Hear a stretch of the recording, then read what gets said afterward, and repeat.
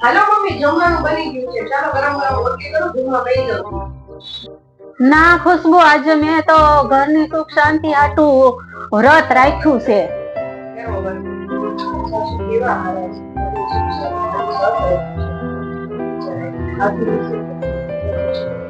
Mummy, તમે કઈ ફરાળ કર્યું કે નહીં? હા, મેં સાબુદાણાની બટેટાની ખીચડી ખાધી, હામો ખાધો, રાજગરાની પૂરી ખાધી, પછી સફરજન ખાધું, કેળા ખાધા, તીખું ખાધા, પછી જ્યુસ પીધું.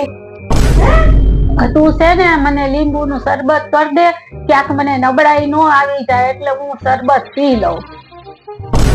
મંગલ ભવાનયા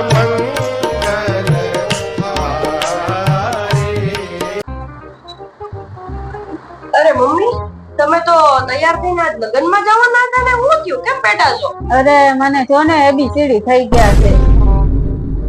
એબીસીડી? ઈ હું એબીસીડી? અરે ઓટકાર આવે છે ને પેટમાં બળે છે, છાતીમાં બળે છે, એવું બધું. એબીસીડી નહીં, એને એસિડિટી કહેવાય. ઓલું ઈકો લઈ આવ ને દુકાનેથી. શું લેવા? ઈ પીએ તો આમ પેટમાં હારું રહે ને, એને ઈકો નો કહેવાય, એને ઈનો કહેવાય. લે મંગલ ભવાનયા હા હલો. હા વાંધો નહીં. આ તો ફોન મૂક ને. બહુ ફોન ક્યારની ફોન કર્યા રાખે, દિવસમાં 5-6 વાર ફોન કરે, 5-10 મિનિટે ફોન કર્યા રાખે. એના ઘરે ગઈશ તોય શાંતિ નથી લેતી. બોલો, વાડે ઘડીએ ફોન કર્યા રાખે. ખાધું, હું કર્યું, ક્યાં છો ને ક્યાં જાવશો ને ક્યારે આવશો ને.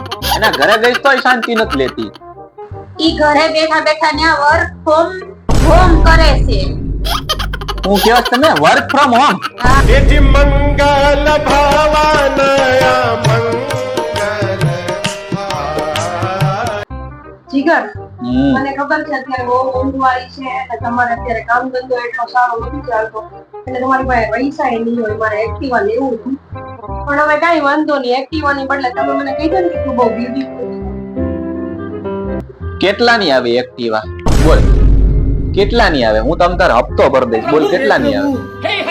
બોલ જગન્નાથ પ્રેમાનંદ. હાલ બોલ. મંગલ ભવાનયા હેલો. હા કેમ છો મમ્મી? બસ મજામાં છું. શું કરો છો? આ જો બેઠી છું. તબિયત પાણી આરામ? હા ઓ સારા. જમી લીધું? ના રે ના, હજુ તો બાકી છે. ટાઈમે જમીન દવા લઈ લો. અરે હજુ તો અમારે રાંધતા 2-2:30 વાગશે. શું કર? વેલા જમવાનું નથી કરી દેતા? ના રે ના, શું કરતી હોય રસોડામાં કોણ જાણે.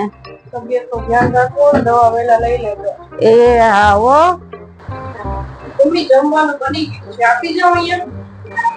આપી જ જવાનું હોય ને, પૂછવાનું થોડી. અહીંયા 2 વાગ્યા, હવે તો જમવાનું આપવાનું જ હોય ને. કરતા ઓલી મોટી બહુ સારી, દિવસમાં 2-3 વાર ફોન કરીને ખબર પૂછે અને પૂછે કે મમ્મી જમ્યા કે નહીં એમ. હવે આ ભાભી કરે ને એવું જ મારે કરવાની જરૂર છે. હું ગમે તેટલું કરીશ ને તોય મમ્મી ને મારી કદર નહીં થાય. એટલે હવે જેમ બેઠા બેઠા ખાલી ભાભી ત્યાંથી ફોન કરે છે ને, મારે હવે એમ જ ફોન કરવો. આ ખુશ્બુ કેમ રસોડામાંથી ફોન કરે છે? હલો મમ્મી, જમી લીધું? અરે તું જમવાનું આપ તો હું જમું ને. તમને મોટા ભાભી જેવી રીતના ફોન કરીને પૂછે છે, જો હું એમ પૂછી દઉં તો તમને મારી કઈ કદર થશે.